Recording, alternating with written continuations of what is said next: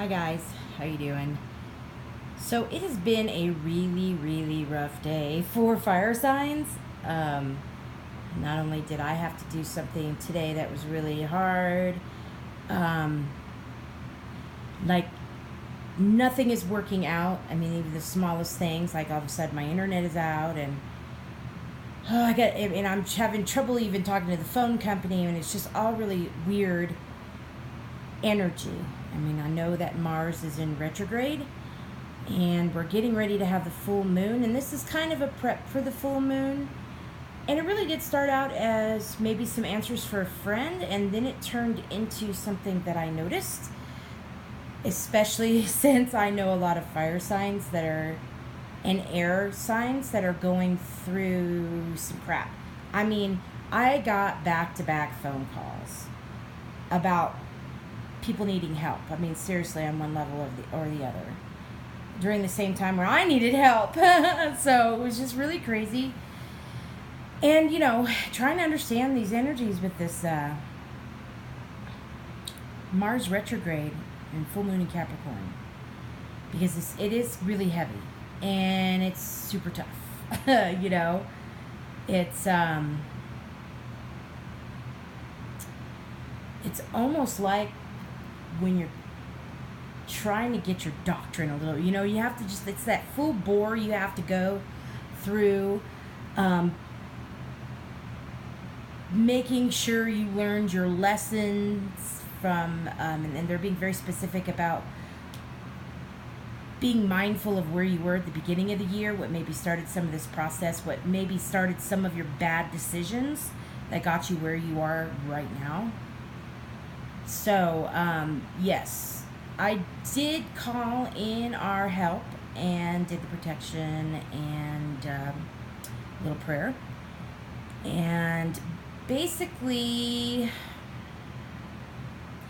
it's funny how you can word a question for that may seem to be for one friend or client, but it's enough for the universe. That's all they needed. They just needed that to tell you more. And that's where we are with this reading here. So this is for all the fire signs. Excuse me. Aries, Leo, Sagittarius.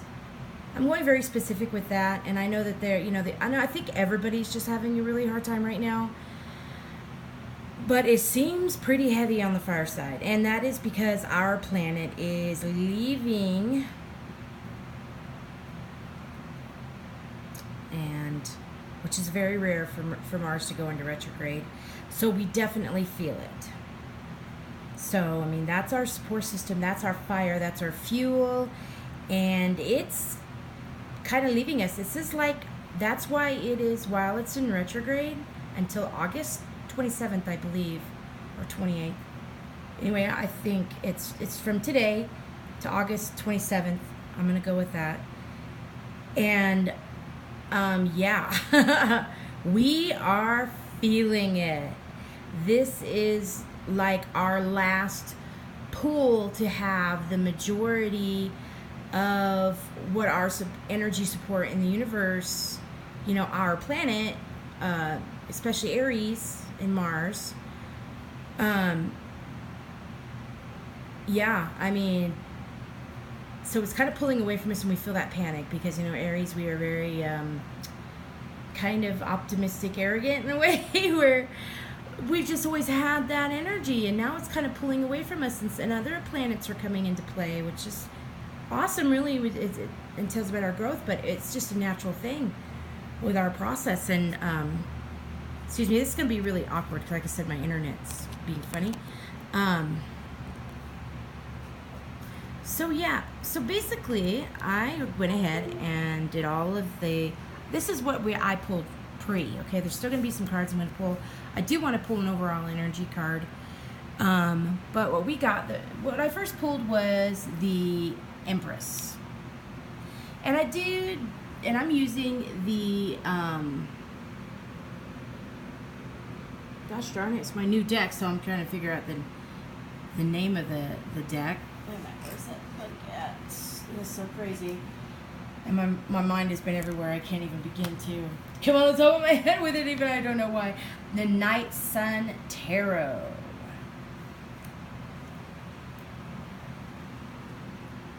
So even though these cards are very dark, and they are, but I really love them because all of my cards previously were so positive, and you know, the fairies and lights, I mean, guardians of the light and guardian angels and all that. So yeah, I needed to get something that was going to be just a little bit more in your face, and this deck certainly is, and it does deal with some heavy subject matter. What I have to say is that most of its meanings and connections to your other cards are going to be through these symbolisms, like the yod on the top of here,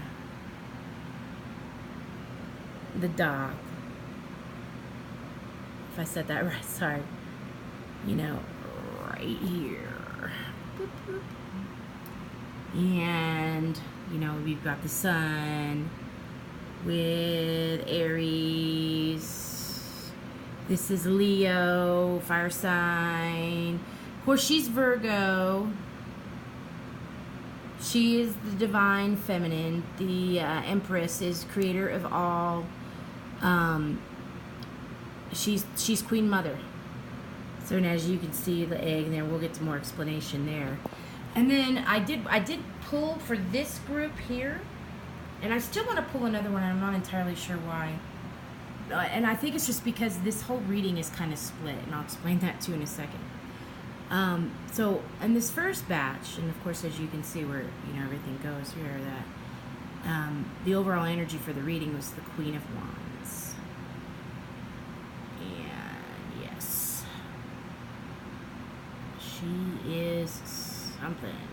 She is definitely the card of the fire signs. So, and there is a lot of feminine energy here, but there's a lot of fire. And funny thing, in this reading, I got a ton of threes. You got the Empress 3, Three of Wands. And doing some clarifiers, then I got the Three of Wands again. 3 of Athames, which is 3 of Swords, and the Green Witch Tarot. 3 of Pentacles are reversed, and then 3 of Cups. So I got the full set of 3. So all the elements are present on this heavy number 3. That is,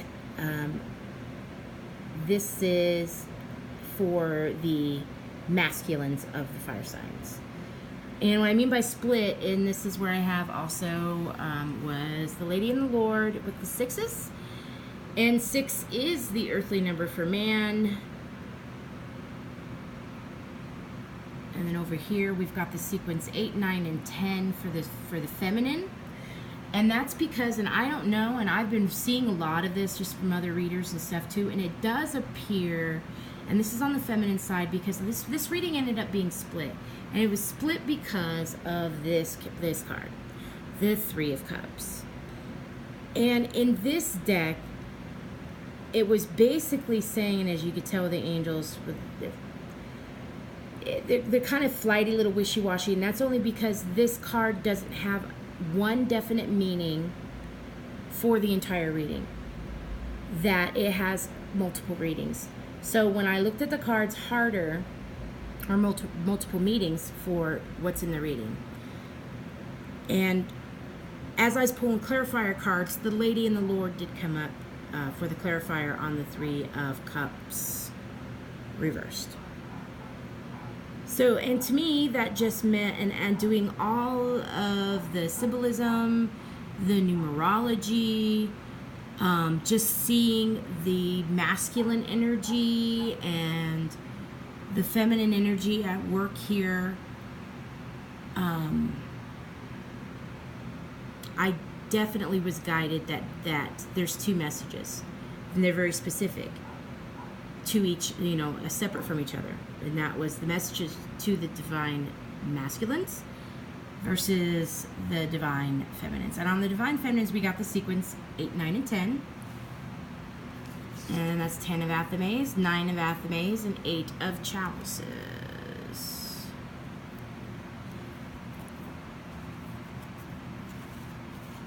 And we'll go over that too. And that's a really good sequence to have actually for the feminines.